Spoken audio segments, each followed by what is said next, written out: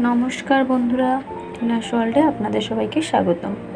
আজ আমি বানাবো খুব সহজ কম মশলায় দারুণ স্বাদের নিরামিষ বাঁধাকপির তরকারি। এই রেসিপিটা ভাত, রুটি বা পরোটার সঙ্গে খেতে অসাধারণ লাগে। বাড়িতে থাকা সাধারণ উপকরণ দিয়েই খুব অল্প সময় তৈরি করে নেওয়া যায়। তাহলে চলুন শুরু করা যাক। কড়াইটা ভালোভাবে গরম হয়ে গেলে তাতে আমি দিয়ে দিলাম কিছুটা পরিমাপের সরষের তেল। তেলটা ভালোভাবে গরম হয়ে গিয়েছিল, তাই মিডিয়াম করে রাখা আলুগুলো ভেজে নেব ভালোভাবে।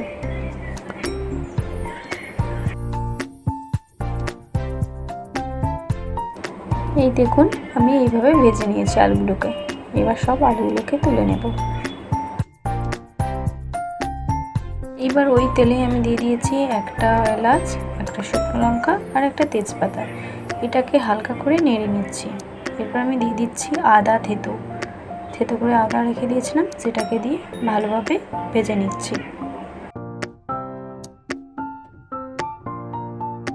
এরপর ছোট ছোট করে কেটে রাখা বাঁধাকপিটা দিয়ে ভালোভাবে এটা মশলার সাথে মিশিয়ে নেব।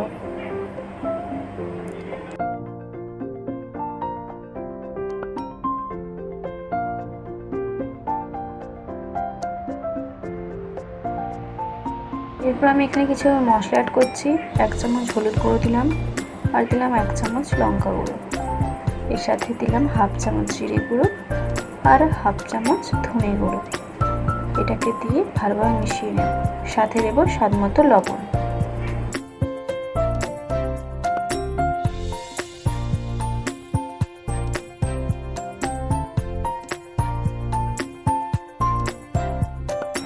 মিনিমাম 5 মিনিট ধরে আমি ভালো করে বাঁধাকপিটার সাথে মশলাটা মিশিয়ে নিয়েছিলাম। এরপর আমি ভেজে রাখা আলুগুলো দিয়ে ভালোভাবে বাঁধাকপি আর আলুটাকে সেদ্ধ করে নেব কষিয়ে।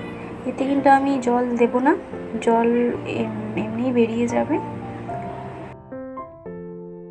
এই দিকে দেখুন, আমার আলু আর বাঁধাকপিগুলো ভালোভাবে সেদ্ধ হয়ে গিয়েছে। আর একটু ভালোভাবে আমি নেড়ে নেব। এরপর আমি এখানে ব্যবহার করছি 1/2 চামচ গরম মশলা আর দিলাম জিরে গুঁড়ো। আর এই জিরে গুঁড়োটা গোটা জিরেকে কড়াইতে ভালোভাবে নেড়ে গুঁড়ো করে নিয়েছিলাম। এরপর দিলাম 1/2 চামচ ঘি। এগুলোকে ভালোভাবে আমি মিশিয়ে নেব। মিশিয়ে নিলেই আমাদের তৈরি হয়ে যাবে নিরামিষ বাঁধাকপির তরকারি। এইভাবে আপনারা বাড়িতে খুব সহজেই বানিয়ে নিতে পারবেন, খুব কম সময়ে আর খুব কম মশলায়। ভাত, রুটি বা পরোটার সাথে খেতে কিন্তু অসাধারণ লাগবে। ভিডিওটা যদি আপনাদের ভালো লাগে তাহলে অবশ্যই লাইক, কমেন্ট, শেয়ার করে পাশে থাকবেন।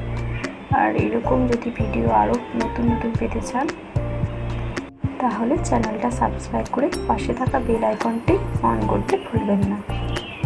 এখানে শেষ, আবার দেখা হবে অন্য একটা রেসিপি নিয়ে। ধন্যবাদ।